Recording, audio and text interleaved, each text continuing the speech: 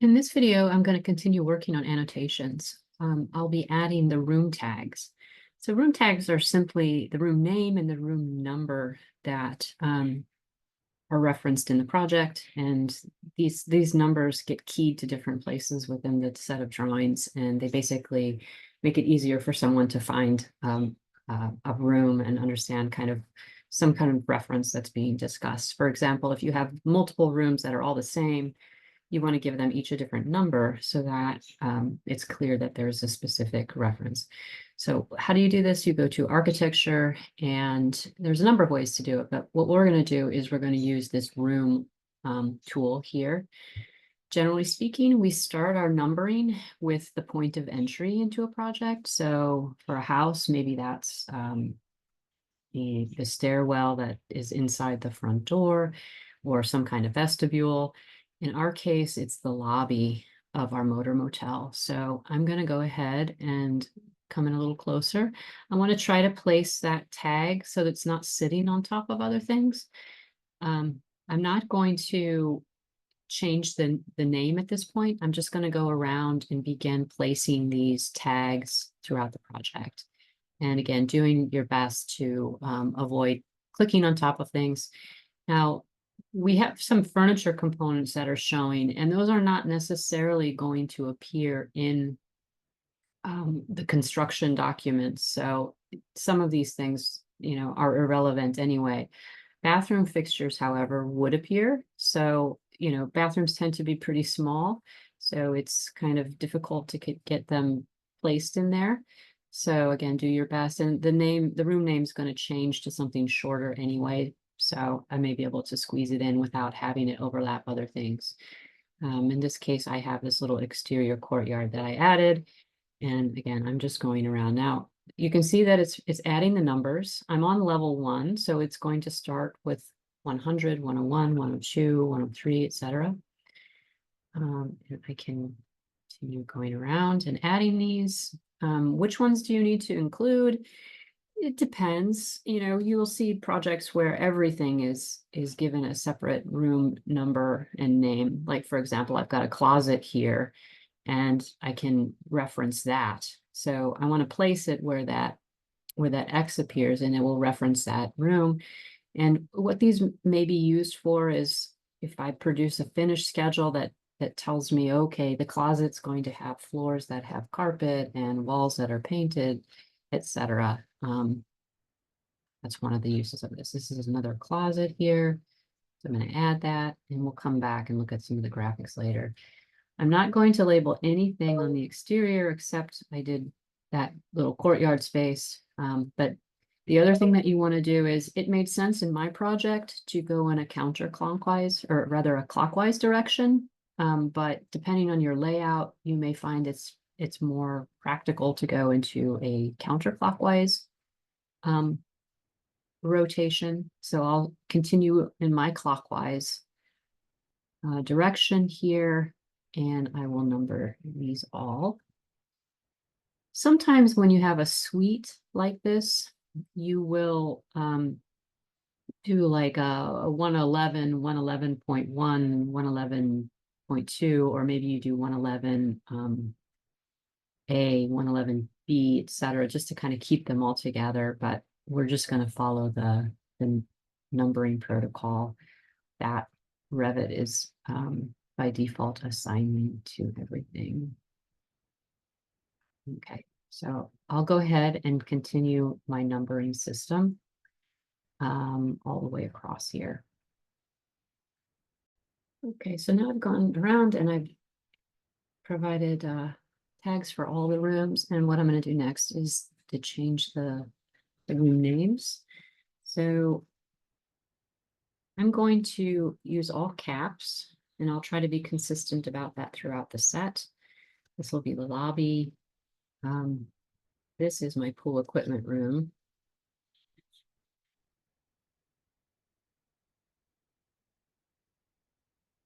And I can abbreviate some of these.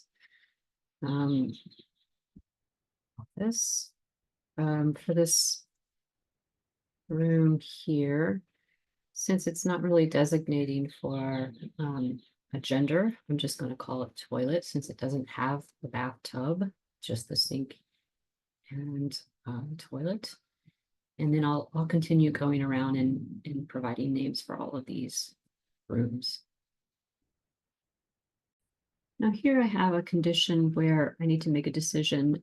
I have this living dining area and it has a separate kitchen. So technically the living dining room could be treated as one room. I've got one floor finish material, but it may be better to create a separate area for the kitchen. So I can use a room separator and draw a line across here like so. And then when I come in here and I add my room, it's only going to choose that area and I can name that kitchen. Now, one thing that you can see is that this is now number 142, which is outside of my sequence.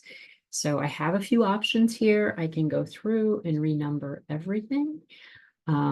As I was mentioning previously, I can also, do an A designation here for this part and change this number to 105B.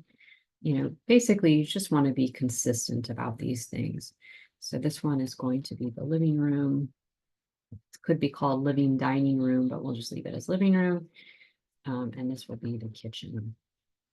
Okay, and they're technically in the same area, but this will help us to sort of define some of the materials used in the space.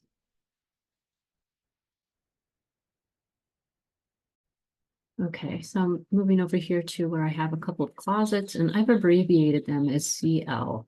Now, whatever your abbreviations are throughout the set, you would include a whole list of abbreviations on one of the sheets in the set where it would say CL equals closet.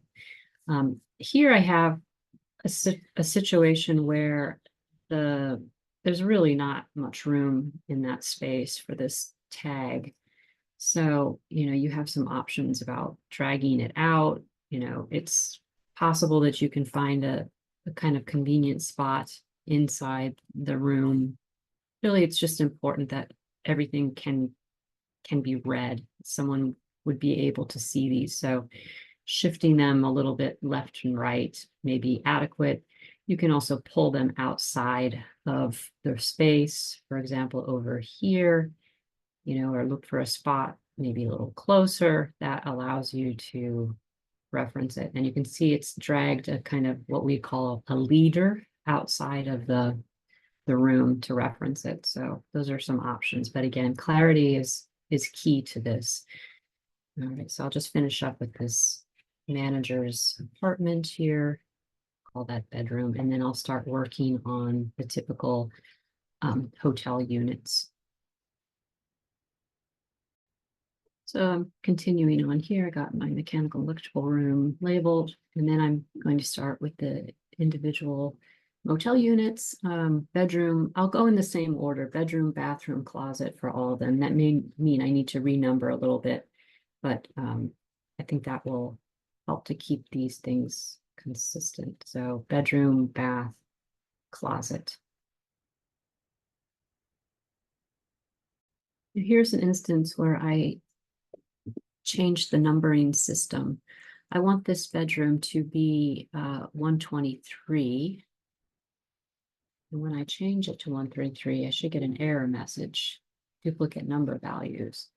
So it will let me make that change, but we don't want to have the same number assigned to the same room or the same number to two separate rooms, because that will cause some problems when we do our schedule. 4, and this one here will be between. Okay, so again, you can change the numbers if you need to as you go around and discover things that you did accidentally. All right, I've gone and numbered all of them and following again the same sequence: bedroom, then bathroom, closet, bedroom, bath, closet. Just individual numbers, not using suite numbers like A, B, C, or 0.1, 0.2, 0.3. With the second floor, you want to go up to the first number that appears. So I don't have any rooms down here. My first number will be over here on the left. And Revit may default to the next in the sequence of the 100 series, but you want to change this to 201 because that's how we connect it with the level. So all the rooms on the first level would be starting with a 1, and all the ones on the second level would be starting with a 2. And you can go across and add those room numbers and room names to all of these, following the same pattern that you use on the level below. I've added the room numbers for the second floor, and I also pulled the closet tags outside of the rooms. It seemed like there was a little bit too much happening graphically. I did that on level 2 and also on level 1. So again, the idea is just to make things as clear as possible, shift things around if necessary. I tried also to put them in the same place relatively on all of the rooms. I can see that maybe some of these bathroom designations are a little bit difficult to read, so it might be better to sort of shift those slightly up so that the number is a little bit more legible. So you can kind of use your judgments in terms of like where to move things to make your plans as clear as possible. And that's it.